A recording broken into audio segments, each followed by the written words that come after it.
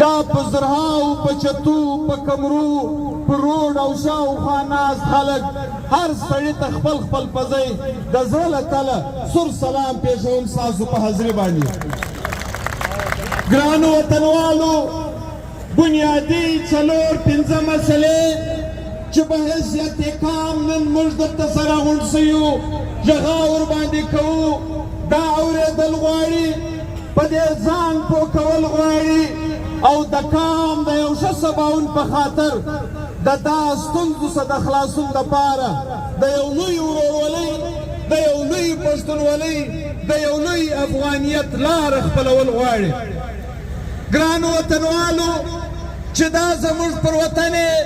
دا غوبل د ۴۵ کالو څخه مخکې روان کړئ،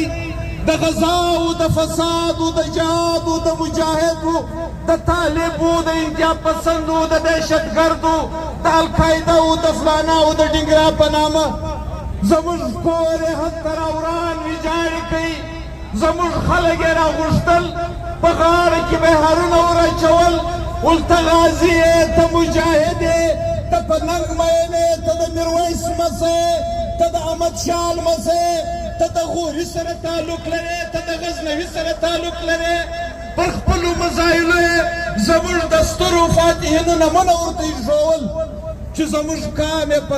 ټکر ټکر کوي، زموږ وطن یې په وران ویجاړ کوي.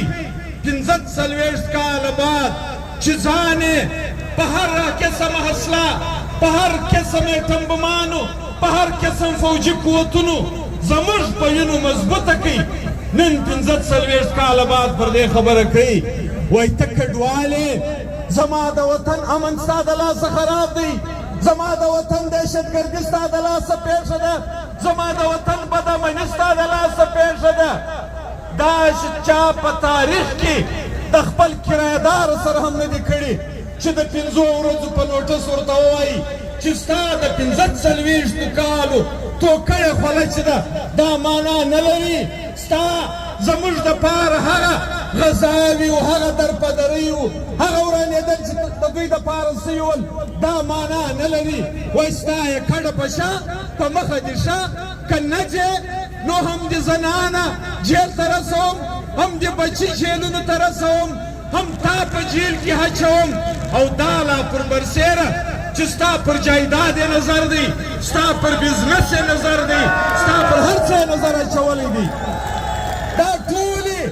دا ټولې هغه سلسلې دي چې د ننه څخه د دې جنګ او د دې فساد د بنیاد په ورځ باندې لوی بابا فخر افغان باچا خان، رهبر تحریک خان عبدالولي خان پر دې کام غږا کوله، په کابل کې په لویه جرګه کې ویل، په پېښور کې په کنینګم پارک کې ویل، پر باچا خان چوکوټه به ورته ویلې، پر ټول کام به بغارې ونارې ویلې چې د بل په توپک مه جنګېږه، د بل دپاره خپل کور مه ورانوه، د بل دپاره ځان مه کډوال کوه. دا به اخر د تا سره داسې لوبه وکړي چې ته به دا خو پرېږدوه چې پر ځان به حیرانې، پر خپل بچي به حیرانې، پر خپله زنانه به حیرانې. دا جنګ د کفر او د اسلام نه دی، دا جنګ د روس او د امریکې د مفاداتو دی، د غربیانو، د عربو، د ایرانیانو د مفاداتو دی. زموږ کام خلکو په سپېڅلي دین دوکه کوي، نن یې انجام دا دی چې ستاسو په مخ کې دی. موږ دوی ته وایو چې تاسو اول دا احسان قطعا مه کوئ چې زموږ افغان ورور پر خپله خاوره ستاسو کډوال دی، دا د افغان پر وطن یې ۴۵ کاله ژوند کړی دی. دا احسان ته مه کوه، نه د دې احسان،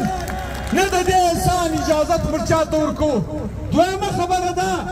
که تواضع نه پرېږدم نور زموږ خپل آئیني، قانوني، جمهوري، سیاسي مزاحمت به وي، خو ته په کار دا دی چې په وحشت نه، په درندګي نه، پر بربریت نه، د دنیا د قوانینو د لارې، د خپل ملک د آئین د لارې چې د یو ریفیوجي سره، د یو کډواله سره تا ته کومه لاره درکوي، باید پر هغه عمل وکړې. ما په خپلو مکې سپک د 2 ورځو په نوکرو، په ملازمینو دې کام ته بد رد مه وایه. او دا خو داسې نه دی چې ولاړئ، نه کور لري، نه ور لري، نه خاوره لري هر څه لري نو چې سبا یې تا ته مخ سو بیا به د تا سره دا نه چې دا د نن حساب به کوي د دا 45 کالو حساب به در سره کوي چې تا د دې کامه سره څه کړي دي. دویمه خبره زه دا خبره کومه چې زه د هغه افغان حکومت څخه سوال کوم پوښتنه کوم چې ته هلته ناست یې ته هلته د یو حکمران په نامه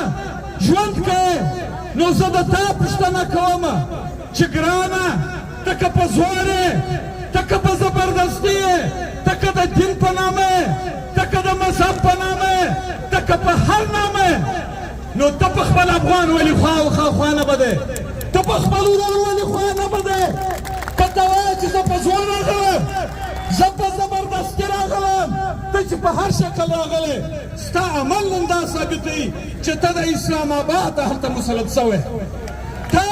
د فیض او د پاچوا پیداوالې په 15 کاله د 40 څخه د نن ورځې پورې پر دې کام باندې د پاسپورټ خبره نه ده شوې نن چې ته زه په زور راغلم زه په طاقت راغلم زه په مستي راغلم نن خلک ما ته د پاسپورټ خبرې کوي ما ته پاسپورټ جګ کوي ته ولې خوا نه بدې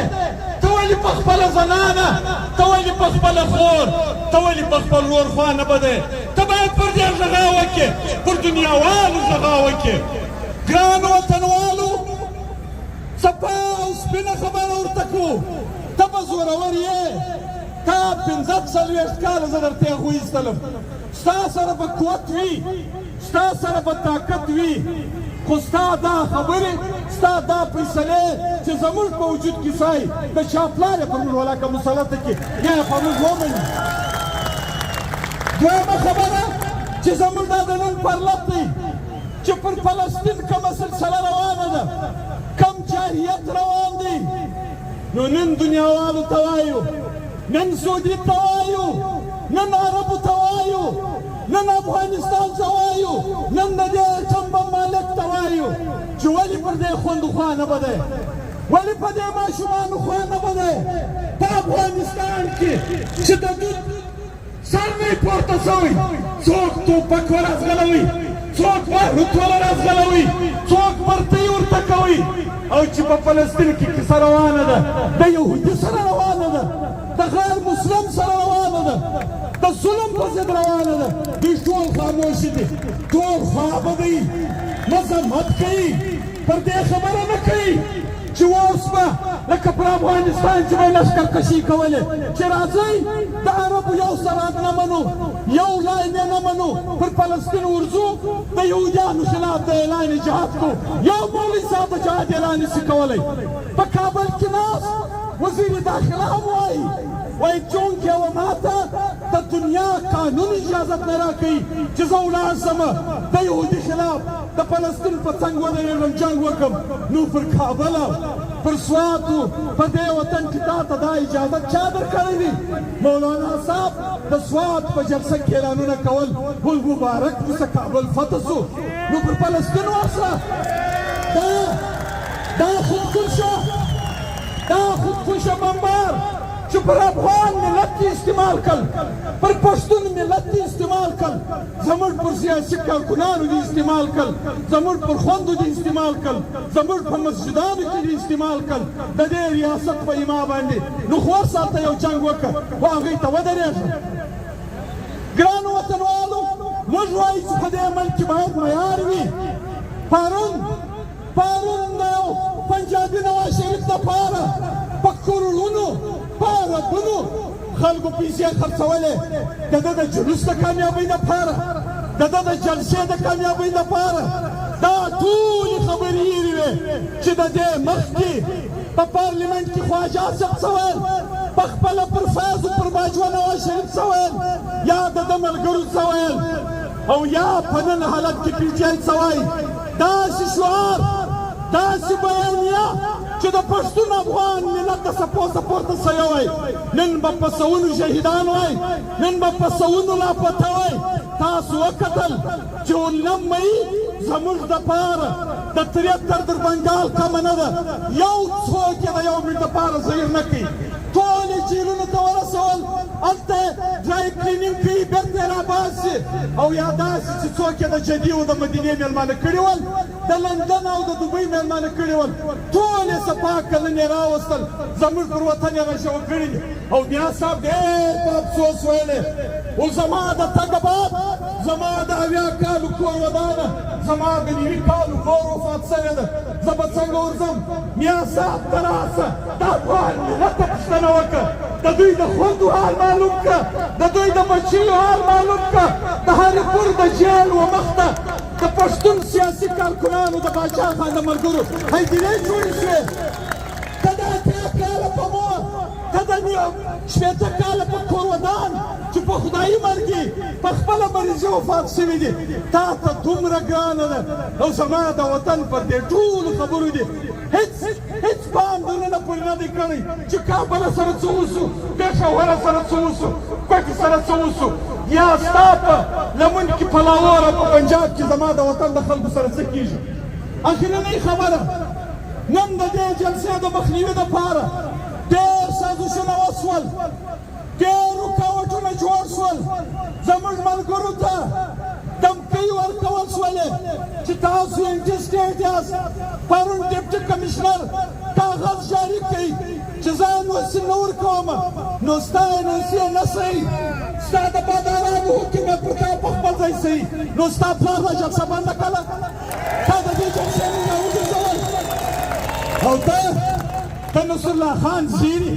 ملګرو ته دا هم وایه چې الیکشن روان دی که ته دا خبرې کوې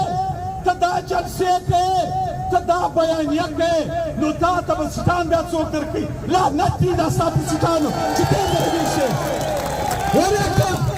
ورېږه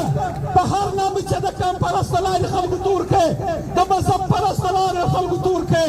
خو دا قام د دې ملتپاله ګوندونو د بیانیې سره ولاړ دی که پارلیمنت ته ولاړ هم خلک سي په شرمونو به ځان شرموي د ولس په مخ کې به یې شرموي زموږ دا عزت بس دی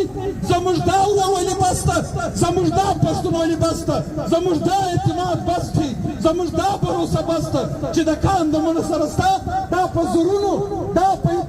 انسانان چې نن دلته راغلي دي ولاړ دي در دې لوی اعتماد در دې لوی عزت د دنیا په یو پارلیمنټ کې نشته د دنیا په یو اسمبلۍ کې نشته ته